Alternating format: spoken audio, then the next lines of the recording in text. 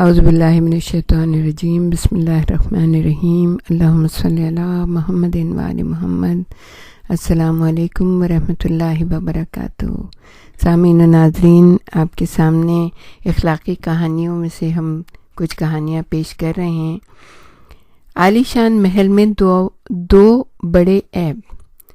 پرانے زمانے میں کسی بادشاہ نے ایک عالی شان اور بے مثال محل تعمیر کروایا۔ جب محل تعمیر ہو گیا تو اس نے اپنی رعایا کے ہر طبقے سے تعلق رکھنے والے افراد کو محل دیکھنے کی دعوت دی، اور ساتھ ہی محل کا جو دروازہ باہر نکلنے کے لیے مخصوص تھا وہاں پر ایک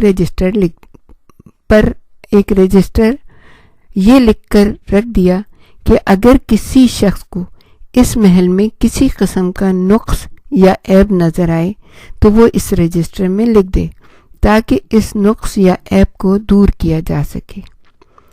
جب بادشاہ نے رجسٹر دیکھا تو پتہ چلا کہ جتنے بھی لوگ آئے تھے ان سب لوگوں نے اس محل کی بے انتہا تعریف کی، کیونکہ لوگ ڈرتے بھی ہیں نا بادشاہ سے کہ اگر ہم کچھ اور لکھ دیں گے تو ہمیں کہیں مظالم کا نشانہ نہ بنا جائے، اس لیے سب نے ہی تعریف لکھی تھی۔ البتہ 2 آدمیوں نے اسے تنقید کا نشانہ بنایا تھا۔ آدمی بھیجے گئے اور ان دونوں کو ڈھونڈ ڈھانڈ کے بلایا گیا۔ ان سے پوچھا کہ انہوں نے اتنے شاندار محل میں آخر کیا عیب پایا کہ اس کی نشاندہی کرو تاکہ اس کو درست کیا جائے۔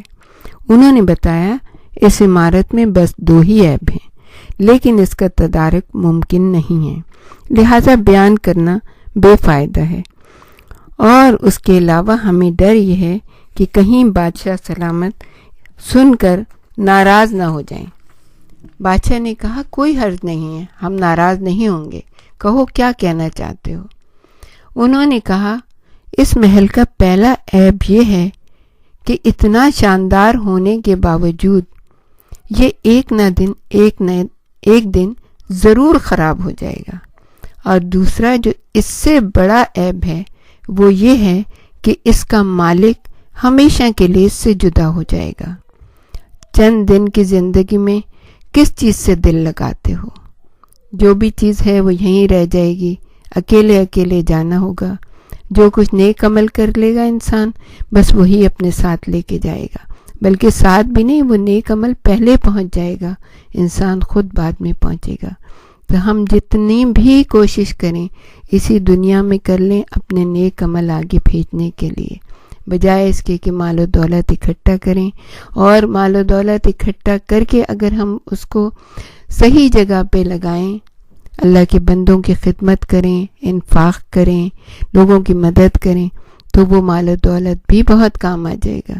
لیکن اگر وہ اکٹھا ہوگا اور ہم چھوڑ کے چلے جائیں گے، بعد میں کوئی ہمارے لیے کچھ نہیں کرے گا۔ وآخر دعوانا ان الحمد للہ